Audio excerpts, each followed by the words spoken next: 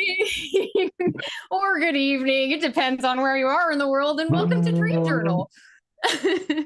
I am Danny Gage. I'm your host tonight, and we will be interviewing Jacob Plick, otherwise known as. Let's hear it. Oh, you're gonna do it, so I panicked. Oh! There we go. Amazing.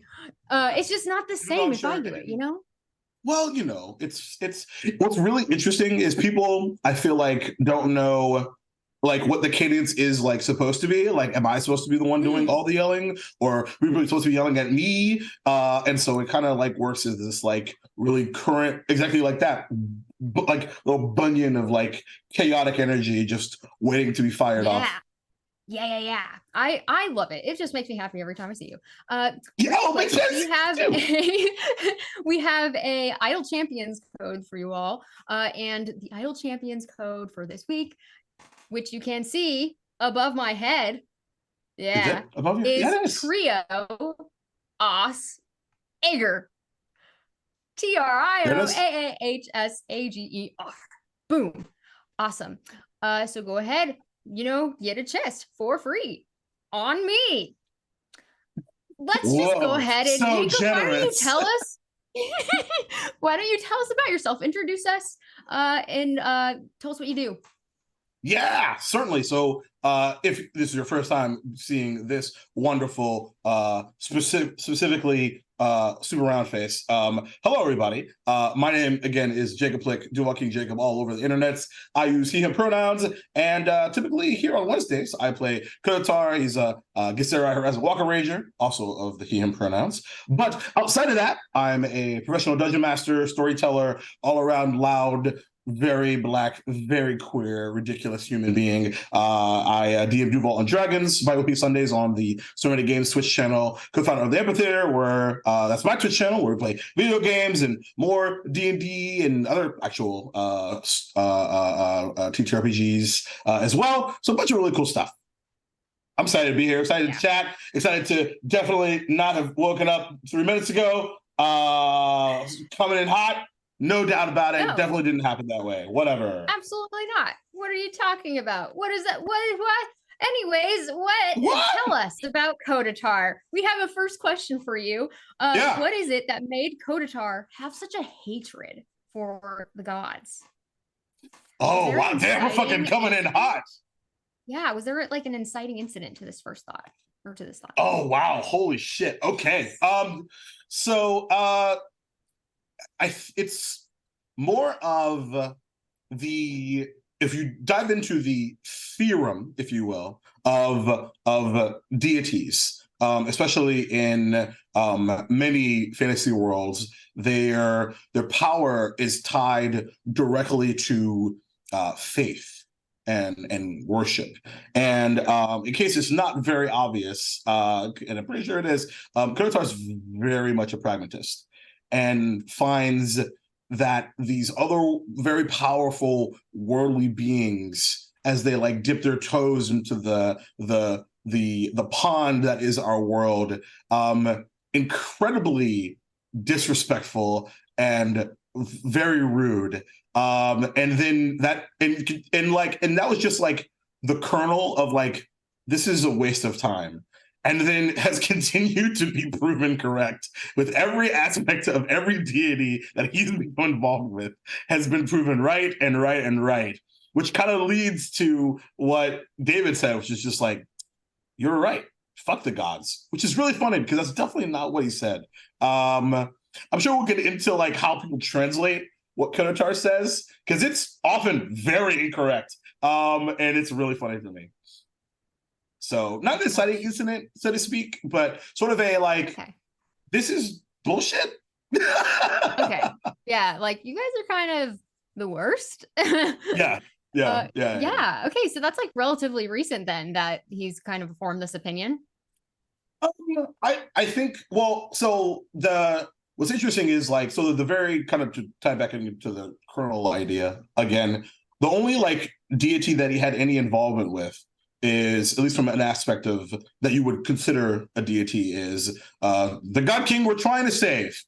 And then so the aspect of like that being a new thing is pretty accurate, because it's sort of maybe at the very, from a time-wise, weeks, if not maybe a month before he met you, Chucklefucks.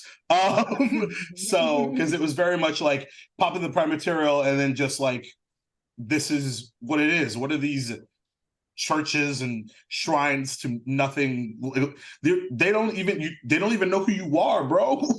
Like, why do you spend all this time and energy on? Okay, what's really funny though is like, I think if we had a cleric in the party, it would be very different though. Because there's that, like, really, in what way? This goes back to the pragmatism, right? Like, there is an act, like, there in many cases. So some clerics are faithless, right? But like, you're like a cleric of Bahamut or Tyr or something like that. There is a natural correlation between your belief and these abilities that would resonate with him, versus like prayer and then like, oh, you're still broke, or you're still like, well, you believe. That's what? He's like, why? Yeah. But why? Right. Exactly. Makes sense. Okay. So really good question. Damn. Yeah, that's a great question. I believe that was courtesy of Hope. What do Thanks, you Help. and or Kotatar think is about to happen next? And how do you think it will end? So where we left off is very bad. Because like we walked through the Aurora Borealis, and my expectation was that we wouldn't be right in front of the damn storm. Because part of the reason why he was like, let's push, was like, let's get the fuck back to Limbo no matter what, and then we will create a strategy in the privacy of hopefully his home, and then go. Nope. It's so funny. Something I thought about in the moment and afterwards is like, just something that I like to do as a player is, sometimes it's kind of distracting. Is I like to sort of live DM theory. Like, what would I do in this situation? And so Hope was just like, boop, and I was just like, this is not what I wanted. This is really not what I wanted. Because it's like that. Yeah. Oh, I was gonna say, it's like that High School Musical song where she's like, this is not what I want. This is not what I planned. That is fucking amazing. What a great reference. Holy smokes. Yeah, because like, so now in my mind, because like, there's a few things that I want to talk about, like right away, including resolving a question. Here's a good tease. I have a question, a follow-up question for one Reginald Belagamba, about a conversation that we had recently, that I'm gonna plop on him, that he will, I'm sure as always, be completely blindsided because he will have put no thought into it whatsoever. Love you, Damien. And also like, well, shit, like, can we even like put the HUD up here? Is it safe to? So like, I'm already like, as like Hope's like, and that's where we end. Like, I'm already like scenario like going through. So it's like, it's bad. It's very bad where we are right now. But to answer your question after that, I think I told all of you after this, like, I'm fully expecting for to not come out of this at all alive. I think it's really because like the frame of mind that he's in is like he's at the poker table having gone all in, and it's just waiting to see how the cards fall, right? Ooh. He's played his hand, right? And so it's just this slow like reveal of things, like as we discussed, like, oh yeah, this dagger, definitely a trap. This level up, definitely a trap. Like, everything's been a trap that has not been flipped back over. Like, so it's just like waiting for things to go very, very badly. And that's my expectation. I think it's going to be really fun. Do I want him to go anywhere? Of course not. I love him so much. But I'm very like, no, that's not true. I'm lying to myself and telling myself that I'm emotionally prepared to lose him, and I definitely will cry a lot. Definitely. I feel like that's often the case when, you know, you're like, I've got a character and this is going to be okay for their arc if they die. And then you're like, I'm not okay. Yeah, very not okay. I was going to be. And I think that's because using the all analogy again, I was driving home from the grocery store and I was listening back to the because something I'll often do is I'll listen back to the last episode of the day of the show. Even though we're not playing, we're still, you know, we're doing the thing, right? And I was really thinking about the fact that I can't remember a situation where I've played a individual that has been this high, like not the term isn't even high pressure, right? The scale of the pressure that he's under for this long. It is like, and just the like the drain that is on him. It has changed how he speaks to people, both in a positive and a negative way, which I'm sure we can get into if there are questions about that. And like, and as these like little dials begin to turn in different ways, and so it's been a very, for someone that doesn't have an emotional outlet, with the exception of knitting, has been. And as it's been so narrow focus, has been really, really, really cool. So yeah, I just can't wait for it to pop. Oh yes, popping bubbles, the best. Mm-hmm. I have because I am a romantic at heart. I'm skipping a couple questions because I want to hear the answer to these. What do you think about the portrayal of Kotatar's husband? Oh my god, Mekiak, tell us. Oh my god, Danny, it's perfect. If you could give Oscars for here, this NPC, please go stab me with him emotionally. It's so much better than I ever could have imagined. Like it's so raw and real and understanding, and like the yin and yang of the relationship fits. It makes perfect sense to me, which is really weird considering it's like before we see him, he is literally a paragraph and a half that I sent home, right? And then he exists and he's alive and he's real and I love him. I'm in love with him and he's amazing and he's understanding and it's like I cannot fucking handle it. It also helps that like all of you are such big fans of them and have been for however long we've been playing this damn game, which is made. I didn't feel like pressure to show that, but I was really confident that we would be able to, but I did not expect it to be at this scale for sure.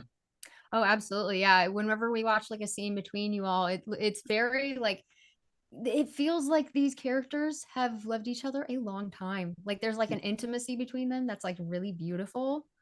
Yeah. I don't know if you feel you feel that same. I super do. Like really, really, really beautiful. When they're talking to each other, I feel like the world falls away. Like I've definitely felt it. Like I've never been in a actually that's not true. I have been in a play, but like it's like high school, like SNL type stuff. That's a story for another time. But like I feel we make a point around like APs around like spotlight and like sharing the spotlight and moving it to people and swingboarding off of stuff. And I just feel like the lights on these two, especially their goodbye. I was just like, I was so like I didn't even exist, which is so funny to me because like if you zoom in on my face, Jacob am fucking crying, straight up crying in that scene. Like I was just like, did I make you cry? And I was like, yeah, dude. It's so weird because like I'm very outwardly emotional, so it was really weird to be crying out of character while not crying in. Very weird. Interesting. Yeah, I've never had that experience before. It was very, very raw. It was cool though. I was unforgettable. And hope, how dare you? I know, how dare you hurt us with the tools we have given you to hurt us? Right, with the consent dagger that I gave you, that you then literally stabbed me with. Speaking of Maciek, we have another question about him. Would you like to see Maciek leave Limbo? Tough question. I think Kotar and Jacob have two different answers. I think the answer that Jacob gives is absolutely, because I love him and he's amazing character, and I want to hang out with him and be like, what more do we have to offer? This goes back to Kotar's pragmatism. There's work to do. He's already said goodbye. And so what makes it so, oh my God, here's a reveal that I've been waiting to share. We'll see how it plays out at the table. Anytime that someone brings up his husband, it is a dagger to the heart. Let's go. Like Silva, you're excited to go see him? San Leon, we're gonna make sure that you get back to him. The reason why those are so damning and awful to him is he's made a commitment to you all and to Alseta that is the very opposite of this, and like in a deep one in his mind, that is the exact opposite of the empty promises that you guys are making. You can't commit to that. You can't commit to getting me back there. You literally cannot do that. From his perspective. Absolutely. It's brutal. It's so brutal. It's awful. I was telling Hope this about a month ago. I was like, I want you to like get some insight into like where he's at. I want you to take those scenes and then apply that new knowledge and then replay them again. It's awful. It's so bad. He doesn't say anything because he can't right now, because we gotta focus. It's bad. It's wild, man. My inner like Danny was like when you said that, because then I was just instantly replaying every moment. Every moment. It's consistent, right? Because it comes from a place of empathy, right? And it's completely understandable, and like any supportive relationship that makes sense, except for this. Now, really fast, we'll move on to a couple other questions in a second, but I'm selfish and I want to ask this question. Selfish, tell me. You're the host. You get to run this thing. Yeah. Last session, didn't we talk kind of about that? Didn't Silva say something about like, hey, I can't promise that it's going to be okay? Yeah. What was in his head then? I know. Was it just like, he's like, yeah, that's what I've about been someone this whole time. about someone gets it. About time somebody fucking gets it. Yeah. Because people like Nira and David are so like zoned in on the hope, and even like San Leon and I'll be curious to see what Daniel's perspective is on this, has sort of flipped to that side a little bit, right? Like, because like they were like bonded in their pessimism. And he sort of moved onto that side.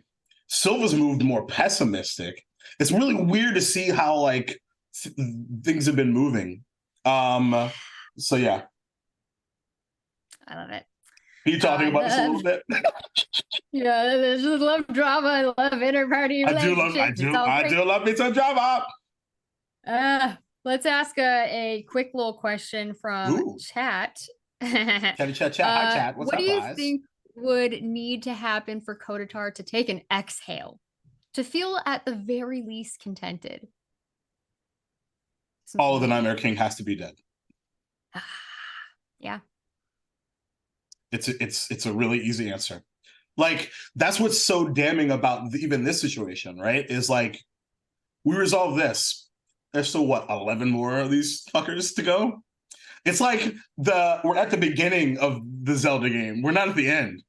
It feels like the end because the stakes are so high, but it's just like, no, this is just this is chapter 3 out of the 14 chapter book. And it's just like,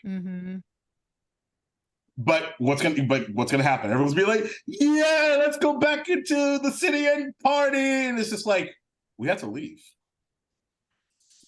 we gotta go fuck up that Nightmare King child now. Like, yeah, it's all urgent again. Yeah, that's why it was really important for me to talk about the Vow and the Horizon Walker Conclave, because I was just like, because I was kind of holding that in as a pin, and just like then Hope created this like beautiful scene for us just to like upload like our brains into the space, if you will, which is really sweet. Yes. But yeah, that's what it would take, which is essentially like the end of the campaign. So like never. Which we'll get to eventually, but hopefully not that soon. Right. I mean, we gotta have a hot tub episode, right? Like, and like just like every other anime, right? Gotta have a beach episode. Exactly. Oh god, Kotar on the beach. That sounds awful. You can swim though, really so fun time. San Leon might die being exposed to the sun, but that's true. That's true. I mean, we'll find out. Let's go. Get out the umbrellas, kids. Next question. What growing relationship with a group member has surprised Kotatar the most? Oh my god. Oh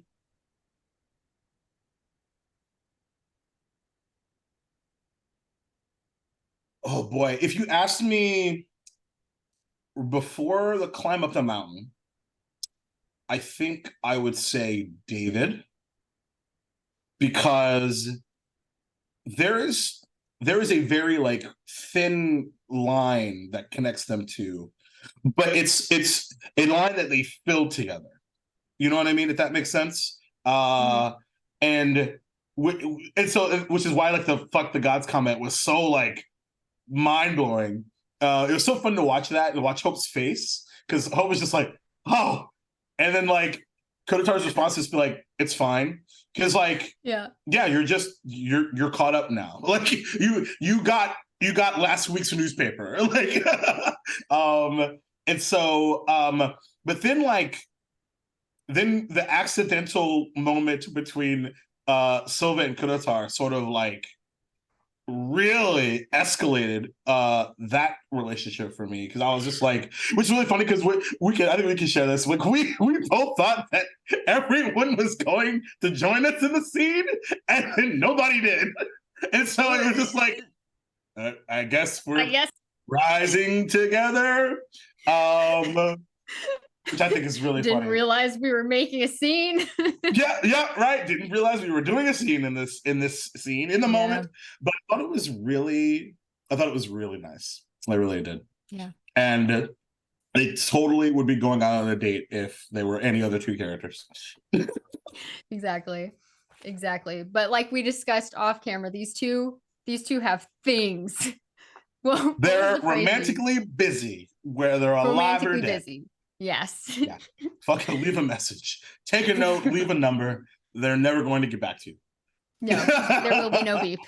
You're just going to wait forever. Yeah. Do not pass go. Do not collect $200. Also, yeah, everyone loves Makiak way too much for any other thing to be possible for Kotatar. I mean, even if Kotatar were to like change his mind, I'm sorry, we all love Makiak too much. Here's the thing. If there wasn't the other aspects of the Nightmare King back there, how does he leave Limbo? Impossible. Like that's the end of that story. Because I have considered it. I was just like, because I rolling back, I literally, when we went, I was just like, why the fuck would he leave? Yeah. You know what I mean? Like, why would he leave?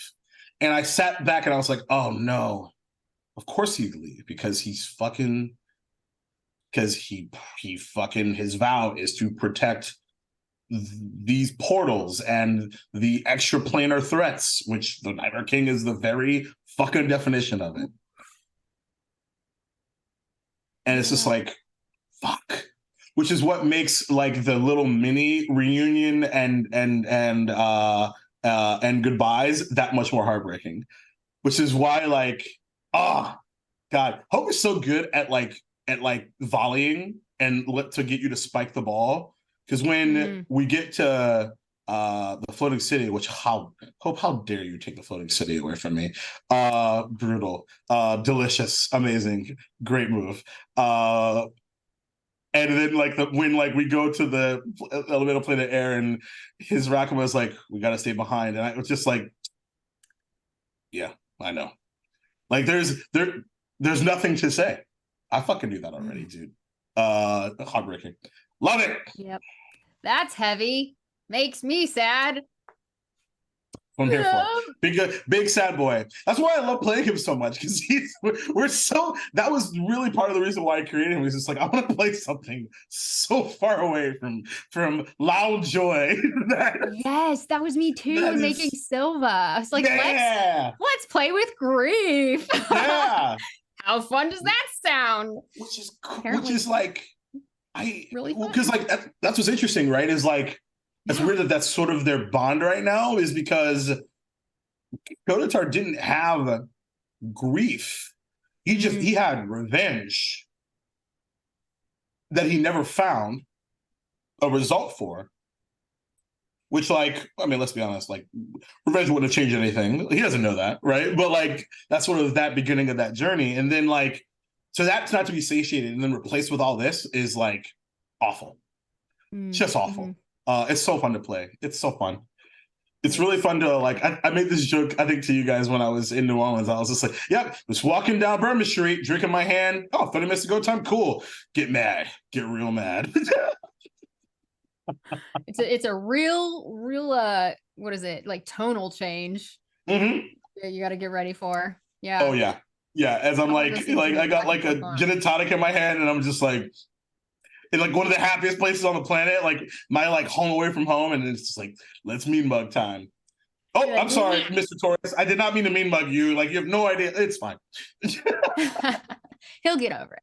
Yeah, he'll be fine. Oh, how has Kotatar internally handled becoming the leader of the group? And does he hope the leadership role will shift once they're out of limbo?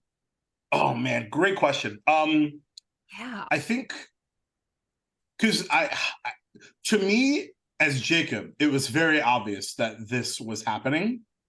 But I think he was so tunnel visioned. I don't think he realized it till right at the tail end of the plane of air. But then what was so cool and like so cinematic about the scene near the top of the mountain when we all had like our little moments was like, I literally saw it as like because he was up front, and then like as like the camera sort of pans to Kotatar, and like he's like spinning around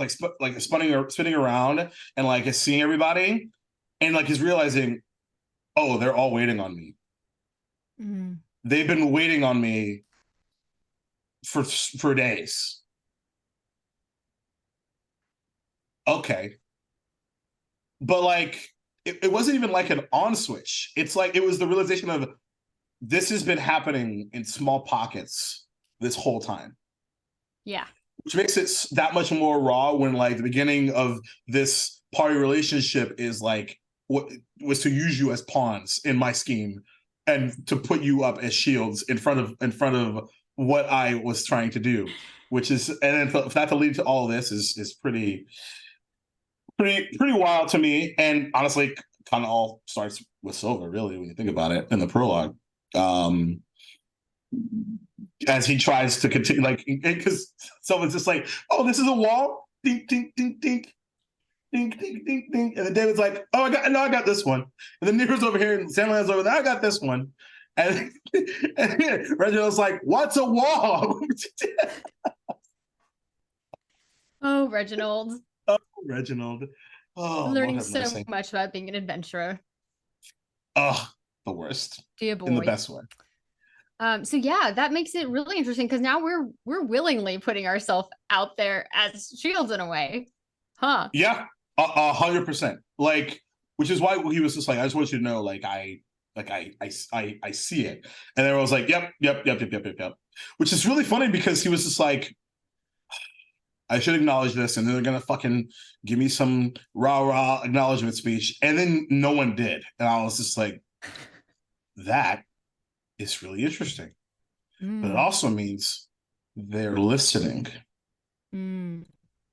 to how he like processes things and how he wants, because like everyone, whether they voluntarily do it or not, in his case very involuntarily, like you understand, you can understand how people want to be communicated to or with, right? And like it was very like, yeah, because that sugarcoat shit, except for if it's the cotton candy cycle, is a waste of time. Don't do that. Do not do that. Yeah. So it's really yeah, it's cool. I forgot what the question was. I think we were just kind of going off on the same question and just kind of elaborating on it. Fair like enough. How people were just following you willingly, doing the stuff that you had meant to manipulate people to do, and they just did. Yeah.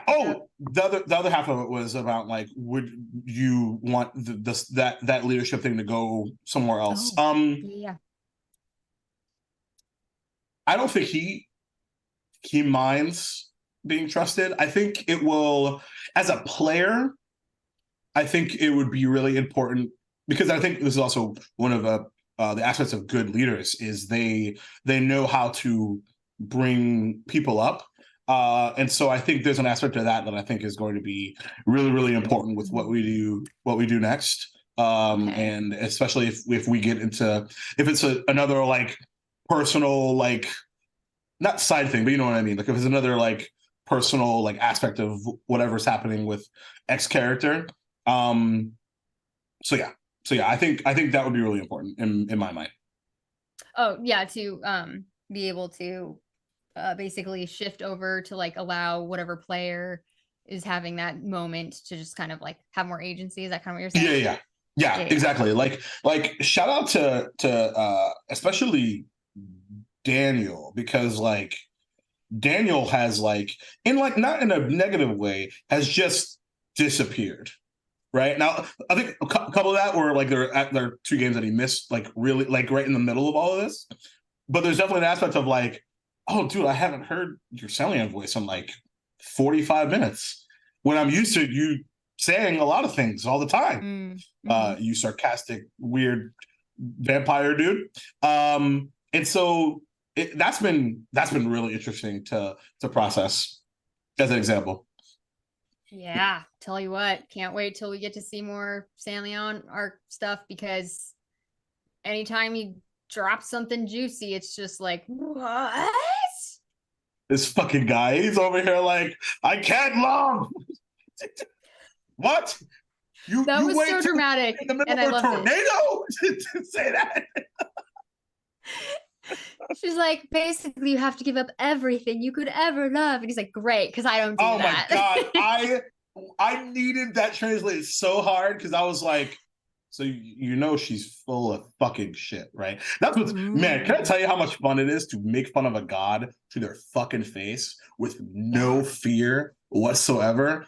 Fucking amazing. Hey, hi, it's me, Kodatar. You're a whatever, a Nadi, whatever the fuck your name is. Kakadi, right? Cool, great. So these mortals just saved your fucking ass. And I was right when I was talking to you earlier. You could say you don't care, but you're fucking welcome. And we should have gotten some more shit beside your bullshit ass feather, but okay.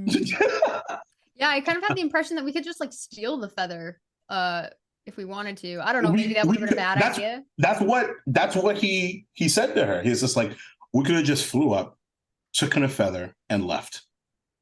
We chose not to, because this is what we fucking do. Yeah. You don't care. Even when she said, and I didn't realize, I checked because I was just like, whatever, it's fine. I'm pretty set in how I feel about it. When you're like, she said, by the way, I love how you translated it. I don't know what you said, but she said she doesn't care. I don't know why she doesn't, like, just like confused, like, she doesn't care. And I was just like, you're so full of it. Like, fuck you, buddy. It's great. Yeah, it was fun to do that little translation thing there, because that was fun. It's never word for word. You can't. Well, yeah, it's telephone. I think you made the right choice. Because you could have just like echoed, but you interpreted, right? And so I think that's a cool choice. Yeah, it's not fun. It's like when you echo stuff, it's like, okay, we already just heard all of that, so you're just saying it because we don't want a meta game. But if you can make it into a moment, like that can be really cool. It could be really cool. I concur entirely. It could also be really bad if you decide to like lie about it. Yeah, and no one can call you out on it, you know? No, like absolutely not. Which actually kind of reminds me, even though Kotatar does not know what David said, there was an aspect of it. Like Goblin. Yeah. But he also pointed at Kotatar too, and I was like, that's a strange choice, but all right. So you're definitely talking about me in front of me. So we'll see if that ever comes up. But it's I thought that was a really funny choice. So well done, Lee. Amazing. Lee had a question that kind of builds on this a little bit. It says, do you feel like Kotatar could be a successful leader after this event culminates in any version of Finished? Yeah, I do. I actually think something I talked to Hope about is I think that without knowing it, there's a term, especially in tech, called servant leadership, which I think he embodies, but he doesn't really know that, like, as a term. Like, perfect example of this is how David is, as in talking to Reginald about Kotatar, it's like, do you see the fact that he's never fucking concerned about his own well-being? It's all about us and his people, and like the extension of that, like that is what servant leadership is. It's not about me. It's about the mission. It's about like rising people up. I highly recommend looking it up as a term. It's a really, really, really interesting one. It requires a level of, and not like self-sacrifice, but it requires a bit of an ego push to the side a bit, which is really funny because I have a pretty big ego. And I like myself. Like, what do you want me to do? I'm not modest. I've always been very honest about that. I'm not modest. I'm pretty stubborn. I like stuff. I do good shit out here. Excuse me. And so I definitely think there's an aspect of that that is important, but also I think what's going to be good about taking a breath is also what's going to let other people shine, right? Like, and I think we talked about this offline too, but like the fact that like the scene with the woodsman, like Kotatar kept like interrupting Mira, which is also like something that he typically wouldn't do, but it was just like, you're in the way and I don't give a fuck about you. So move or get moved, because this isn't what we're about. Isn't about you. Which is so funny because in the back of my head, I'm like, but Jacob, we're in fair room, and this is probably this really cool thing, and I'm sure there's a really cool city, and it's like, no, I don't care. We win. I gotta go. This thing you built, fair. This really cool thing you had in mind? Nah. No, I don't think Hope was surprised, though, actually, if I'm being very honest. I don't know. Sometimes I think that we surprise ourselves. Yeah, like, I mean, well, the freaking Jesus, the portal analysis paralysis was fucking ridiculous.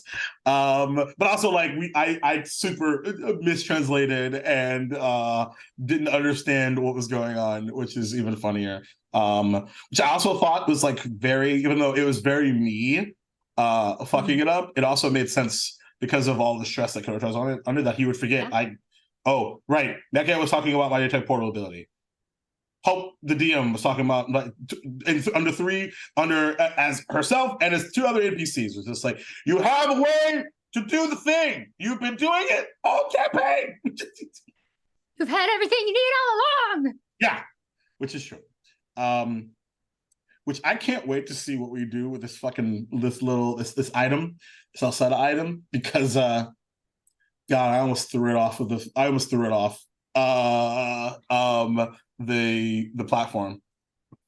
What? I almost did. Why? Because I knew that David was like done with using it. We haven't used it in a long time. the last time we used it, now of course this is like kind of half he's meta because like April wasn't here, and so the idea was to create a little mini series, one shots and stuff like stuff. But like as characters, take us to where you're needed. That nope, we weren't needed there that most. We weren't needed there most. We weren't needed there most. Then we found Mir. True. Weird. It's almost like we're just like being thrown around randomly. Yeah, that's so like, why the fuck do we need this thing? But the problem is after we get back to the prime material, our planar hopping will likely like not be as high, so we'll probably still need it. So that's part of the reason why I didn't. But I did consider just fucking soccer punting it like off the island. Oh, that would be hilarious to see Hope's reaction to that. Yeah, it would be really funny. A little bit of panic, and a lot of shock, I'm sure. Yeah, like, oh, well, they broke the campaign. Great. We really appreciate that. Another question from Lee. It says, do you think David and Kotatar would ever be willing to use Alseta's portal again? Not without a very stiff talking to of Alseta. What needs to be clarified for them? What the fuck? What the fuck do you mean as like the overhanging of where we're most needed is bullshit. You need to do better at creating like where you need to give us a little bit more heads up on where the fuck is supposed to take us. You need to tell us what's going on. Because from Kotatar's perspective, he's got the biggest zoom out, right? Like he's talked about all the different cities and all the different portals and things. And so it's right there. You got to do better. And also this kind of ties into the whole God thing, right? You're a God. Sure. We just saved your ass for the 14th time. This like there was a question that I think we haven't talked about that I do remember about being Alseta's champion. Yeah, that's the last one. That's part. Oh, nice. Oh, nailed it.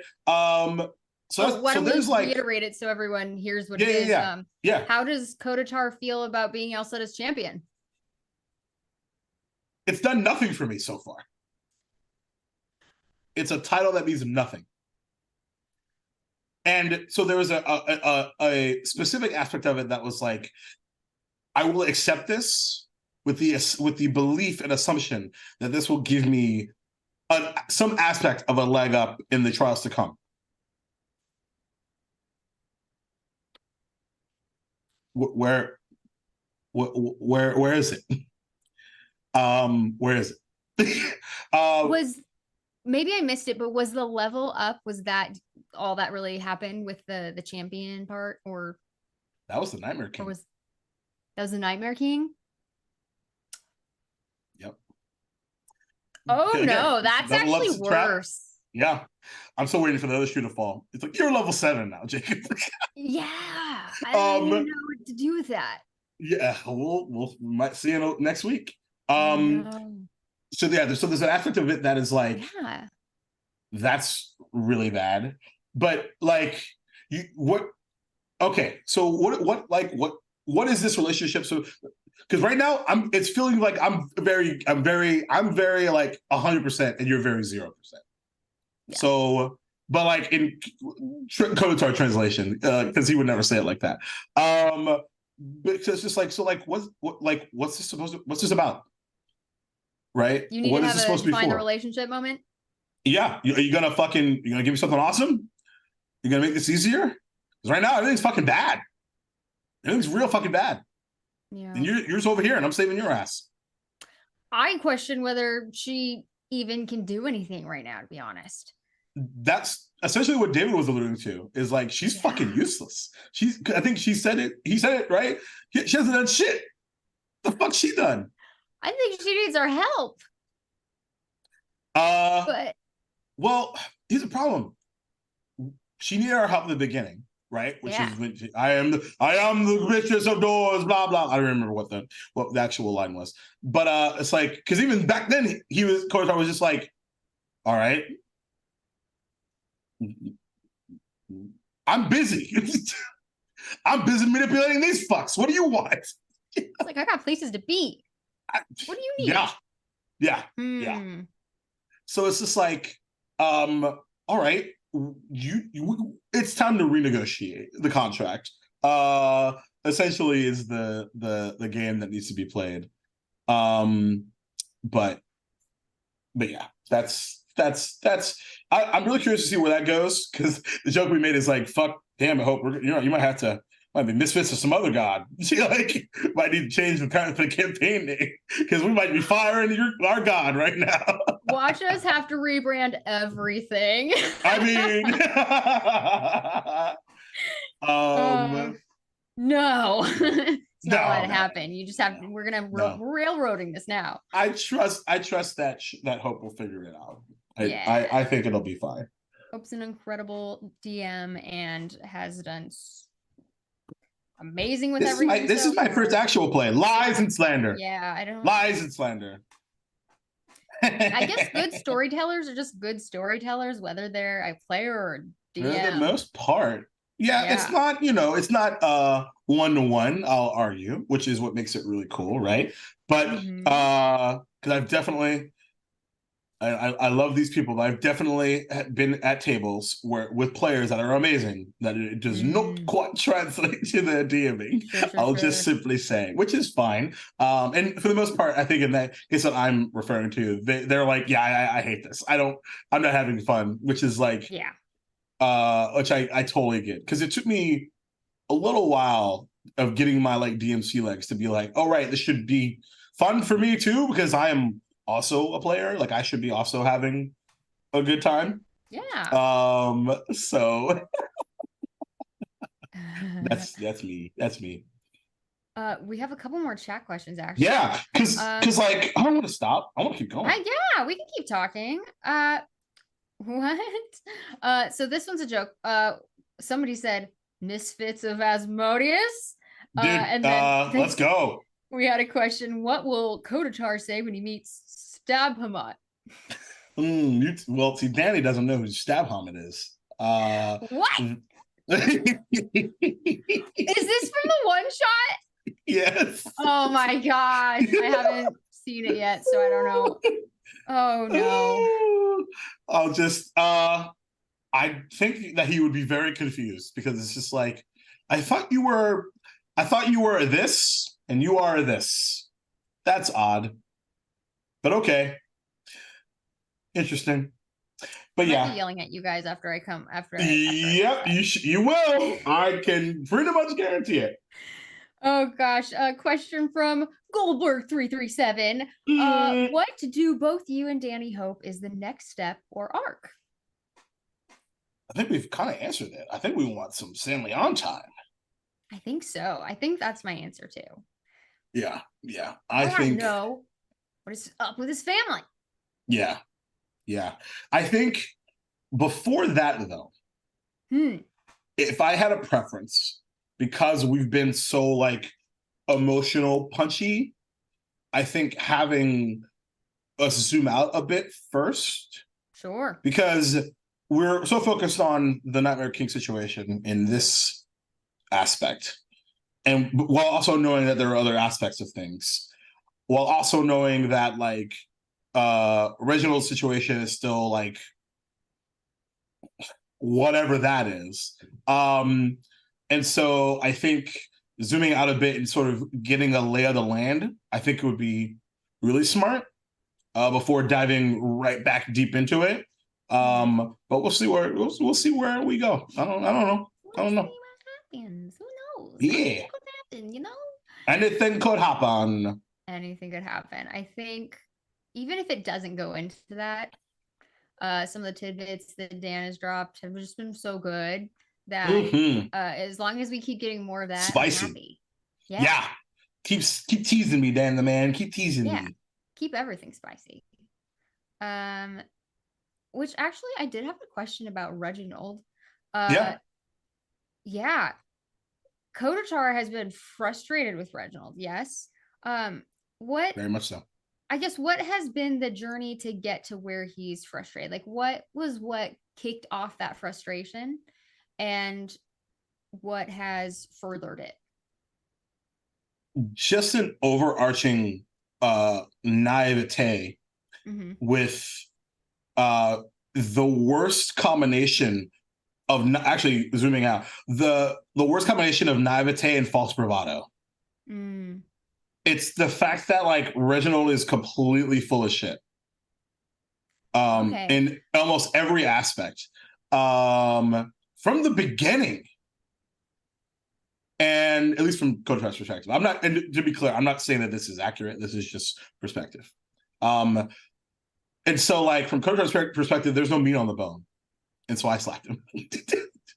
And like, wake up. Which is ironic because we were in this like dream world sequence or whatever.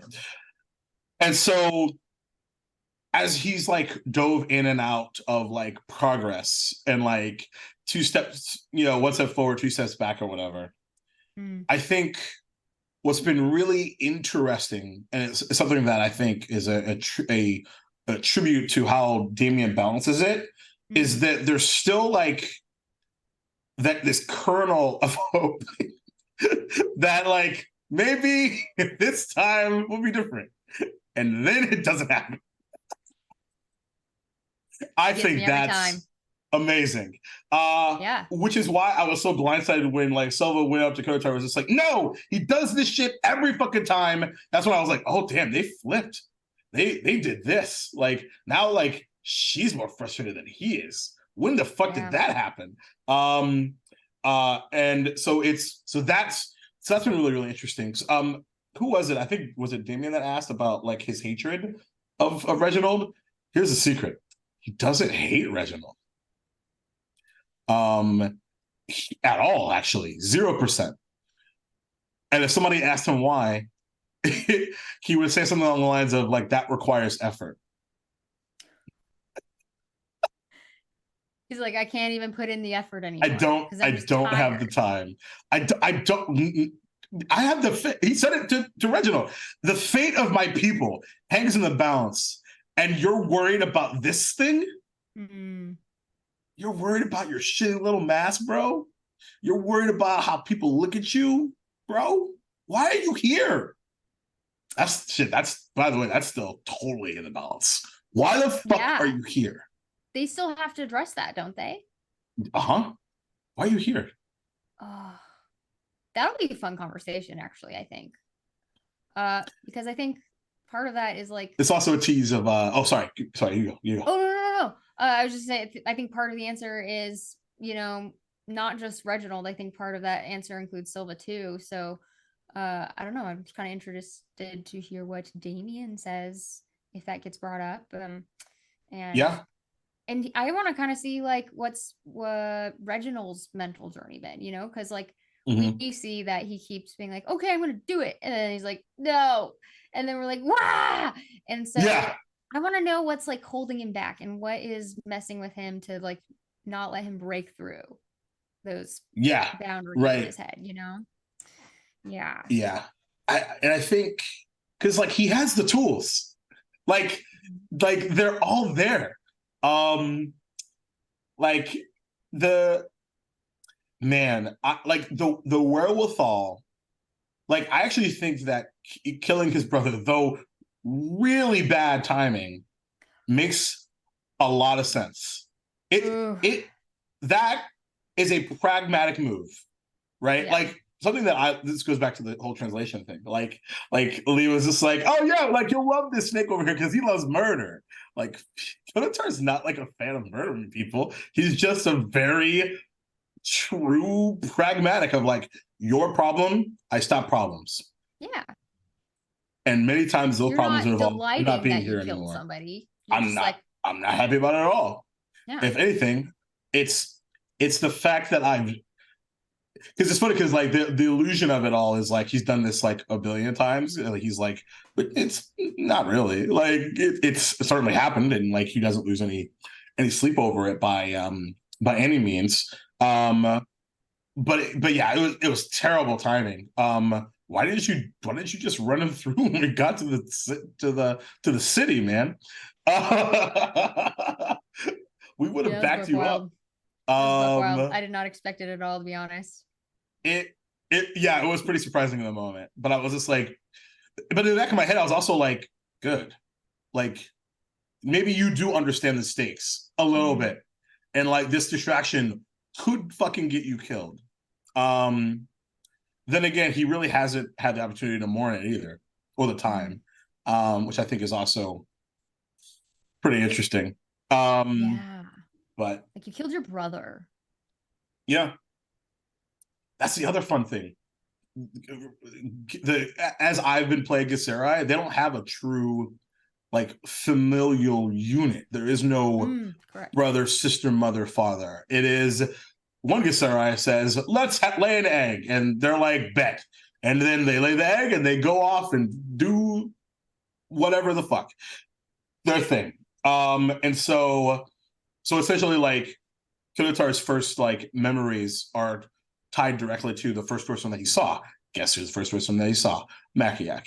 So and so that sort of is what leads us down that windy road. But yeah, and so like if he leans on that more, not to lead the witness or horse to water by any means, but like if he makes more pragmatic decisions with like, and actually like, here's a hint of what's to come, and maybe keeps a fucking promise for once. Maybe do what you say you're gonna do for once. Might go a long way. Right. So it's not even really. It seems like it's almost like the emotionality or like, and the petering back and forth, not choosing if you're going to be like a feeling person or a thinking person is kind of what's irritating. It's like make up your mind. You gotta be just make a decision. And the feeling things isn't helping you. So right, because you have people that shouldn't be backing you up. At least from his perspective. Like you still have people that are voting like for you to stay. Like we kind of did like a quick vote like on the last Attorney General, right? Which I was telling Lee, I was like, that was not what I expected, because I 100% was like super confident that like me, Mira, and David were a no, and like Silva would be the tiebreaker or whatever. Yeah. And that was not right, because Mira was like, no, I'd keep him, and I'm like, okay. Interesting. Speaking of Nira, that, because you asked the question earlier about like what relationship surprised you, that's another one. Really? But it's when you zoom out though, like when me and April's relationship, it makes a lot of sense. Because we have really good chemistry together and love all the same things and love chaos. When because I was trying to figure out, if anything, why does the shit that like Reginald, and to like a much lesser extent like Semleon, why does that annoy you and Nira doesn't? And so I was really like thinking about that, and I was like, it's because, and I realized two things. One, he thinks Nira is the most powerful of all of us, and which is why I was waiting to reveal it until after we went to Limbo. Nira is the most chaos of everyone, and chaos he knows very well. So it makes sense for like there to be that connection. And so once I put that together, I was just like, oh fuck, that's cool. I like that a lot. I think that's awesome. Which is why like, oh, Nira disappeared, she's fine. Anybody else? Fuck. They definitely didn't mean for that to happen. Right. But yeah, she'll figure it out. She'll it's just some like world made with crayon. I'm sure it's no big deal. That was so cool. We have another question from Cassius335. The Misfits of Alseta recently had a brief visit to Faerun. Is there any other realms you'd like them to visit? Yeah. I want to go spell jamming. So bad. The new Planescape book came out. There's actually some me and Hope we're talking about it, because there's actually some Githzerai stat blocks in there that didn't really exist before, with the exception of like the old Monsters of the Multiverse and Mordenkainen and Tome of Foes, which is really cool. All for us to leave, yay! No, it's all good. what was that? Oh, Other Realms. Yeah. That Planescape, all of the cities in that book, I think would be really fun. What a blindside. I could not believe she says Faerun. I was not expecting that. I was like, yeah, we're probably back outside of some city. Who cares? And the fact that like Daniel had just made a joke about Baldur's Gate fucking 2 minutes before that, ridiculous. Absolutely ridiculous. Wait, what? Oh. What about you? I don't know. Let me see. I really love the Plains of Dread. Oh man, stuff. I would love a fucking conversation with Strahd. Oh man, I love horror. Love that. It's just my favorite. I used to not like horror. I thought that being scared was kind of lazy and boring.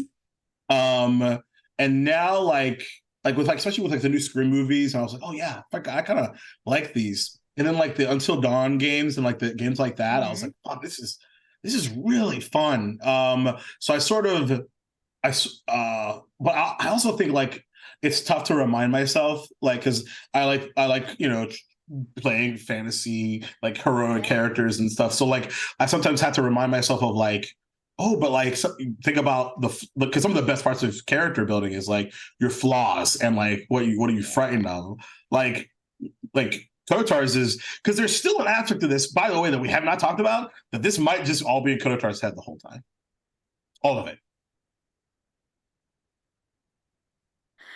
That would be really upsetting. It would be really well, and then it would be really upsetting. This far into it, it would be pretty upsetting. But like, this is total sidebar, but like but that's why he was like, I don't trust myself right now, because like this is what I would do to me. It's worse, but this is probably what I would do to me. This is how I would attack me. Mind games. Yeah. But yeah. Messing with your head. I think fucking Nightmare King. That looks really good. How does Kotatar feel about David's abilities and literal sense of being tied so powerfully and emotionally to Kotatar and Limbo? I feel so bad about this. He hasn't really noticed it. Oh, the abilities and stuff, like changing. Yeah. There's a like the speech was interesting, and then sort of off to left field. I think after this, I think it will be very beneficial for him to see it with this situation out of the way, because like he definitely was like, there's as we pointed out, there's like a mini Kotar on his back. Okay, that's weird. All right, whatever. But like it's so, I mentioned it a million times, right? Like it's all tunnel. Like I cannot think of anything else right now. The fact that you guys can think of anything else right now is infuriating to me. It's like, do you not see? Like here's a question for you, Danny Gage. The floating city. Do you think everyone's dead or no? Oh, I don't want to answer that. I'm very worried about that. Yeah, I think I am very worried about it too. Yeah. Because I mean, if someone were to ask Silva, she'd be like, well, I don't know if it's there. Yeah. Can't confirm. Cannot confirm nor deny. Yeah, I don't even know, man. Like, there's an aspect of me that is just like, stab me more. So yeah, burn them all. And but also like, no, like, let's go find them. They're fine. They evacuated. We're smart cookies. They're probably just all in the other city, right? Yeah. Right, everyone? City that's okay. Because everyone's okay. I actually think it's not all. I think there was significant casualties, certainly. But yeah. By the way, Cassius, you're gonna have to tell me who Piddlewick is, because I don't know who that is. Oh, I know. Oh, I forgot who that is. Actually, I don't know if it's Piddlewick the second, but there's like a creepy doll. And the what's his Blitzky, whatever it's called, the little finger puppets. Yes, in Blinsky's shop. Okay, I do know. Okay, I am familiar. I think there's one in Blinsky's shop, but then there's a second one. It's like Piddlewick the second or something, and it's like a worser version. I remember there being a few of them. Yeah. Oh, okay. That's funny. I love that. Very Chucky. Yeah. Yeah. I'd be fine with that. He would stab it probably, but you know. Yeah.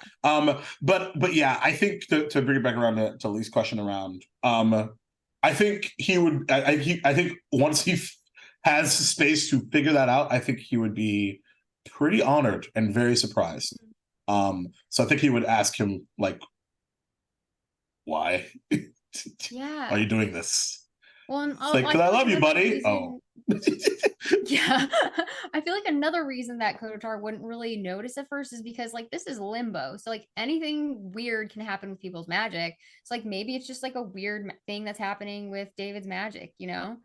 Yeah. But like once we're out of here, it's like, oh, well that's permanent.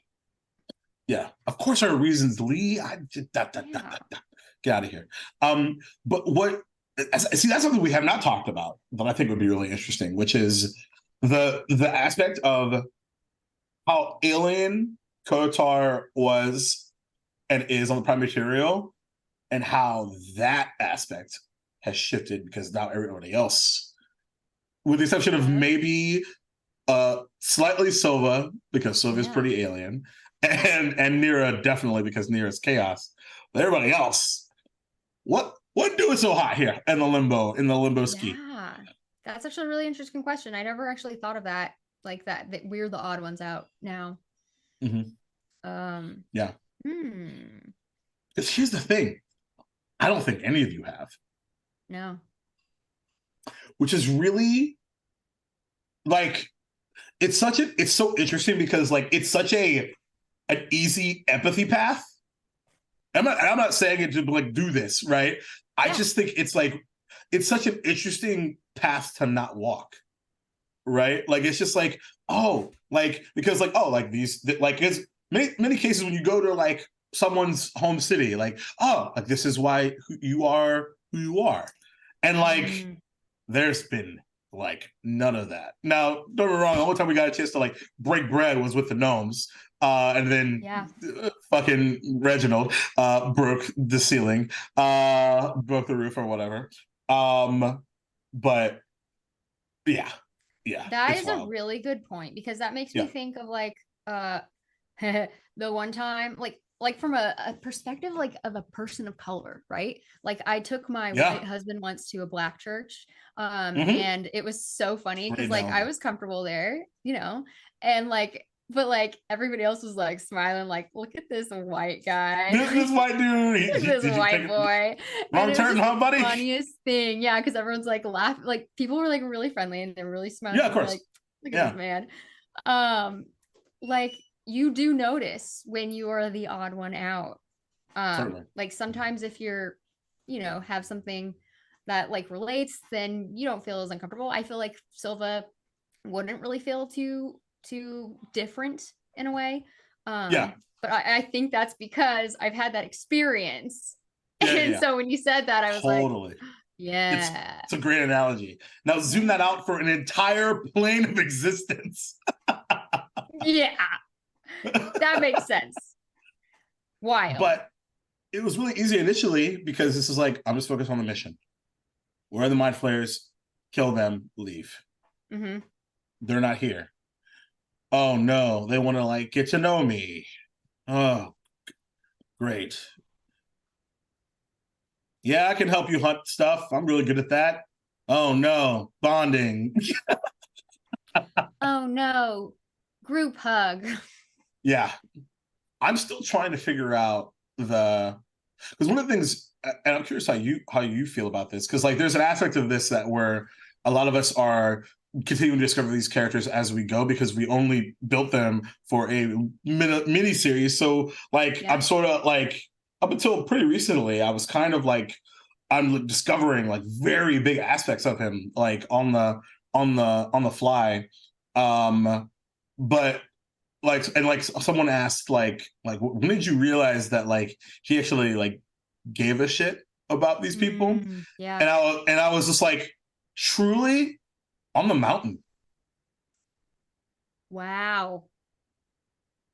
Like there were certain like aspects of it, right? Like as like the like when David gave him the knitting, when he gave Silva the scarf, but like still like surface level, right? But it was like oh no, they're willing to go all the way for this. When in every aspect, why aren't they focused on their own home? They're choosing you over and over and over and over and over and over. There's something to be said about that. As like yeah. Yeah, it's so, sorry, I'm in it now. Right, which is like, that's why Hope is so good, right? Like, she doesn't know that this is what I'm thinking, but through Makiak, as they like, oh, you care about these people? Like, that was another, like, because he was still like, no, not, no, no, nuh-uh. Not that he would what are ever you say talking that. about? What do you mean? I don't even know their last names. What are you talking about? And then like, and it's just like, oh, that's why you're so in love with this husband over here, because he knew already. But he's smart enough and he knows how you process things that I'm just gonna like, here's the little kernel of the idea. You go off and you have fun with your little friends. You have fun with your little friends, saving the world, whatever the fuck you do. I'm gonna go hold up existence. And so it was like, I was like, oh man. Yeah, I was like, there it is. That was the puzzle piece that he needed. It's just like, fuck. Wow. So good. That's so exciting. It's so good. It's going to be so bad when everybody dies. It's going to be so bad when everybody dies. Speaking of dying, come watch us all die next week when we play Misfits of Alseta. We probably will get in a battle or something. I don't know. Feels like that's a thing when you are facing something called the Eternal Storm. We'll do one last question for the night. How about that? Question, hypothetical TPK, who you two playing? I don't know. I don't have an answer for you on that one. Someone asked if I would play Makiak. Absolutely not. You do not want me to play Stab Hammett. You really don't. That would be very bad for you. So let's do it. No. Yeah, I don't. I made a vow to myself to never make backup characters ever. Yeah. Even if it means I have to sit out a game or whatever. I don't, because I embody whoever this person is, like probably way more than I should, in an unhealthy way. Because like I don't have this problem with Kotar specifically, but I have a character that just, I'll be just sitting somewhere and he's just like, hey, so I actually need to talk to you, and I want you to start writing this down because it's probably going to be a monologue for you to do as me next week. And I'm just like, I'm doing work right now. I don't. Can you not? I'm busy, dude. But because Kotar doesn't talk as much as this guy does, it's fine. It's fine. Right. Oh gosh. Yeah, I don't really make backup characters either, but yeah, I think that if I were to make a character after this, it would be just a sorcerer that's been through trauma. I don't know what type yet, but it'd be Jilva. It'll be a fun time, is what it'll be. Yeah. So that's it for me. Nice. Any more questions before we get out of here?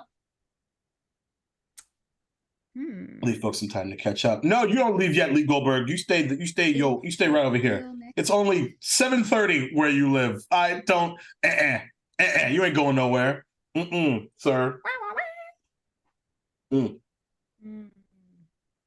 Oh, I alluded to it, but the question that I had for you, I said it as a statement, but I meant to ask it as a question, which was the scene in regards to the Aurora Borealis as which you know what I realized why I thought it was romantic? You know what it made me think of weirdly in the moment? What? Have you seen Moulin Rouge?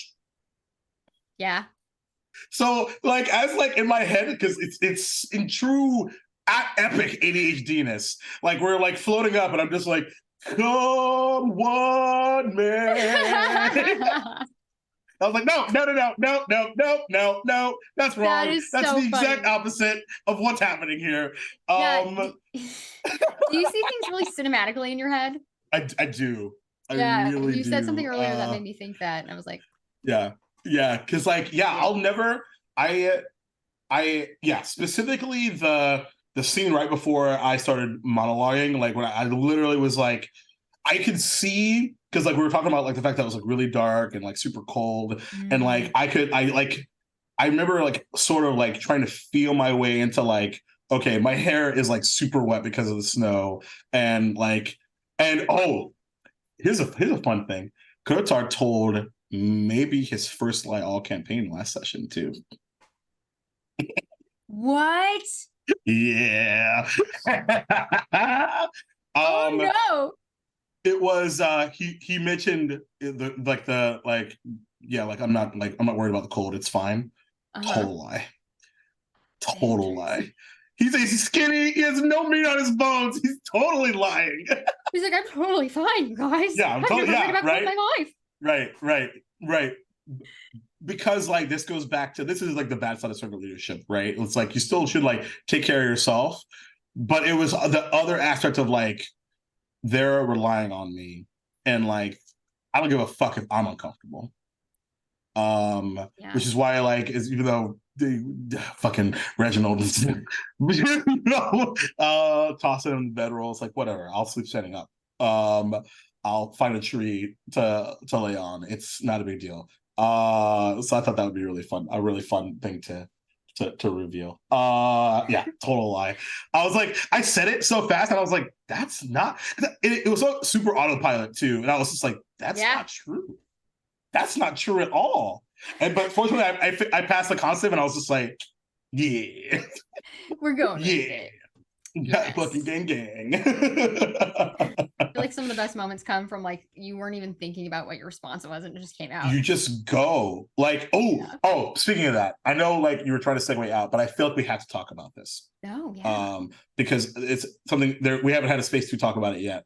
The end of 3 episodes ago when I shot an arrow and to end the episode. Yeah. Oh man.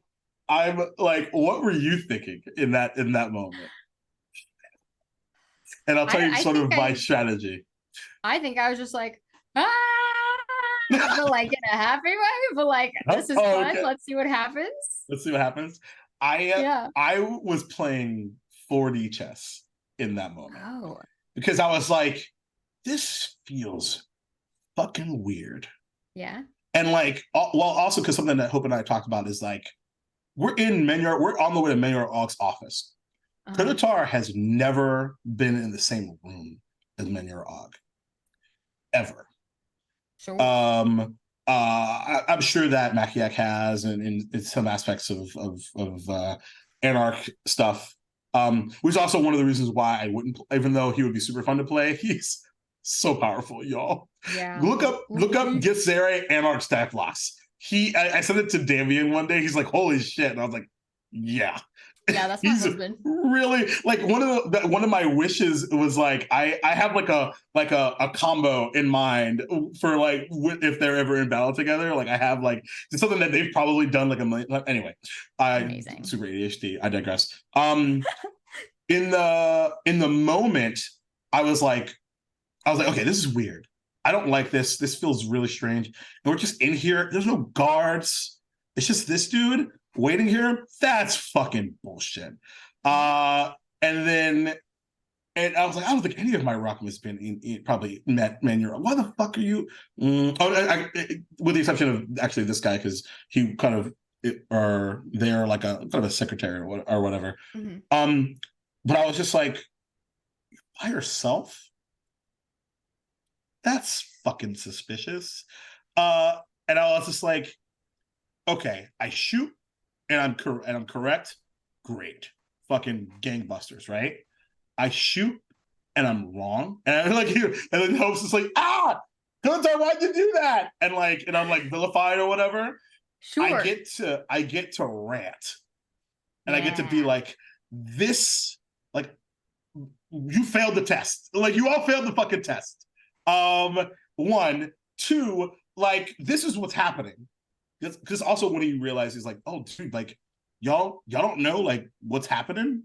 Y'all don't know what's going. Y'all like, that, like, all the anarchs are busy and shit, right? Mm-hmm. Like, y'all haven't like sort of defenses on here, like, and so I was like, so I had this like rant, like ready to rock. Like, you can be mad at me. You're the one that fucking failed. I just called your fucking bluff on it. So I was like ready to go with whichever way it went. Like, I was 100% locked in, because like there was I love moments like that.